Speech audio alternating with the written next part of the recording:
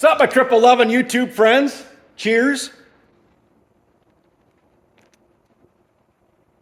Drinking the man-sized beers today. Woo!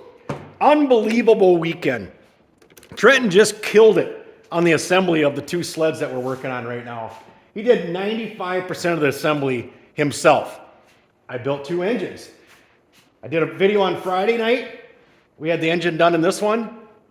I built the engine for this one yesterday. That's about all I accomplished all day was build an engine. It took me forever trying to find the parts. I thought when I took everything apart, I organized everything into boxes. I took that engine apart 6-7 months ago. And it took me most of the day to build that damn engine. That engine fought me from start to finish. It just took me forever. The XLT one went together pretty quickly. So yeah, just one engine fought me, one didn't. But the amount of assembly Trenton has gotten done in the last couple days on these sleds is absolutely incredible.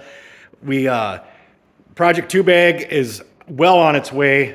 Trenton's got the wiring in it now. We got the battery. He just installed the battery. We got all the heat taping done. I mean, this thing is really coming along. Got the custom handle on here. Really, really coming along. More purple. Purple alert. More purple.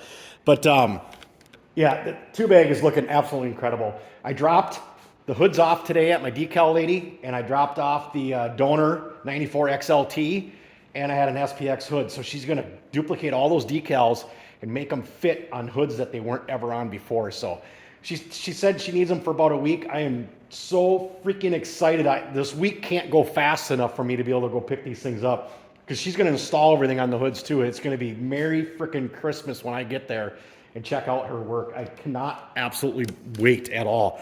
But we got part sled going along pretty good now too. I monkeyed around with this thing a little bit today. Today was kind of a cleanup day. It looked like a freaking bomb completely went off in this shop. And so it was reload the toolboxes and clean up empty packages. And we've tore open more packages in the last couple of days than kids do on Christmas Day.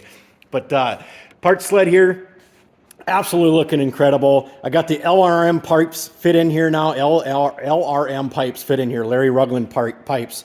Got them all fit into this chassis. Had to do a little heat gun work down in here. I believe these pipes came out of a 96 Ultra with 8-inch suspension. So it was a little tight up in here. So I did a little heat gun work. Pressed the plastic belly pan back in a few spots to gain a little bit of clearance, and now heat tape, do some heat shielding. Same thing back underneath this pipe right here. I heat gunned this area down pretty far. You can kind of maybe see up in here how it's dented in right in here. There was plenty of room in this shock tower area, so I just heat gunned it, started pushing the plastic back, and then, like I said, I'll wrap it with heat tape and a heat shield and stuff. But these are ready now where I can pull them back off, and I'm going to bring these to the powder coater tomorrow to get the Cermachrome done on them. I never had these things into the chassis. I never once fitted them, so that's why these ones weren't coated yet. Those I test fitted. I modified them, got them to work in the chassis, so I was able to get those off and get those ceramic coated like a month ago. So I'll bring these over now and get that done. Got the front suspension all done. This is what we do for lining up our front suspension, our steering, and then I think it's camber this way. Slide a rod through from one side to the other, and you can adjust all your suspension. You put the rod in, and you can start adjusting your suspension, and the rod will move this way, and you get it to sit level, and then same plane as the other one, and then you can start adjusting both sides equally to get the rod to slide together. And that gets you pretty freaking close to dead on to start off with right there for your steering and your camber and everything too. I think it's camber, whatever it is. But that gets you really close with that rod. And now everything, I got the skis put together today. The SLP skis look absolutely incredible. I cannot wait to get them on the sled. I riveted them all back. I reused the bottoms that I had. It's $170 to replace those two bottoms. And I'm like, I have the bottoms. They look good. No, they're not brand new, but it's not a show sled. They're gonna have snow on them. I just couldn't see just dumping $170 on a couple of bottoms so they look brand new. And the ski loops is a whole different story. So I used what I had, and they look fine. So yeah, we're plugging away. Like I said, Trenton here, the guy that never has shit to say. 95% of the work right here was done by Trenton. He's just been killing it. And like I said, we filled probably 3 garbage cans full of just garbage that we took out. Oh, Trenton, I got the dash plaque stickers. Here, I'll walk over there. I know right where they're at.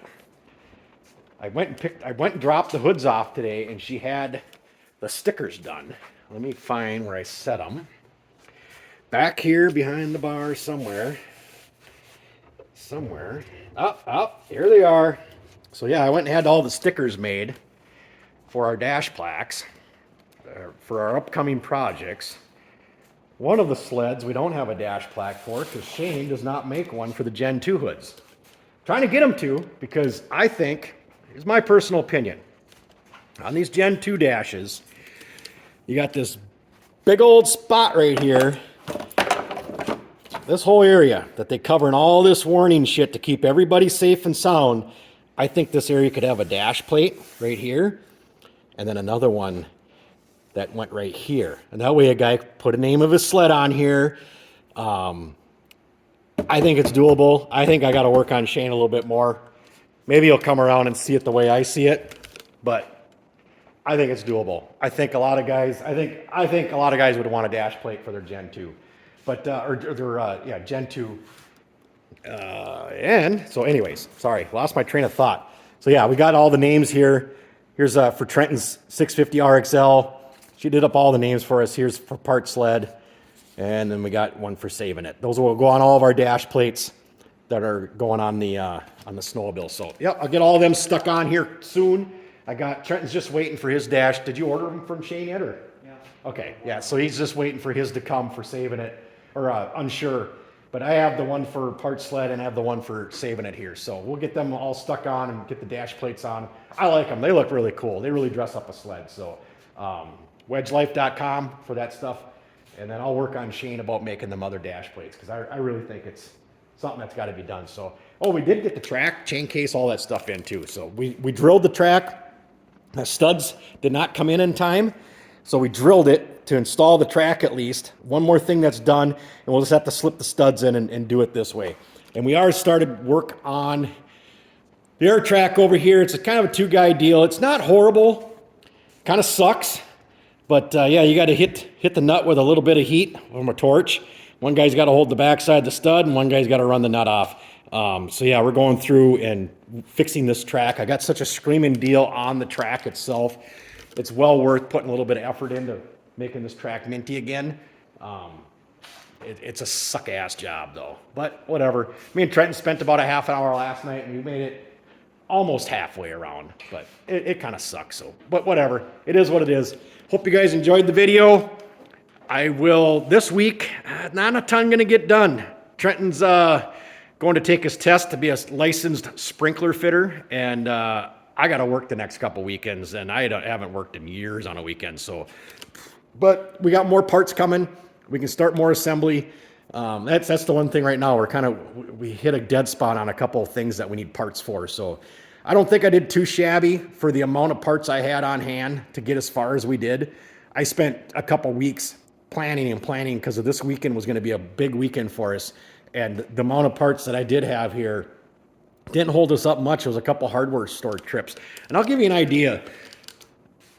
Rebuilding these things, parts are expensive enough, but the bolts, I have hundreds of, I spent just this weekend on the couple small trips I took to the hardware store for bolts, I spent $160 this weekend just on bolts. That's on top of the hundreds I already spent on bolts. The freaking bolt prices are insane.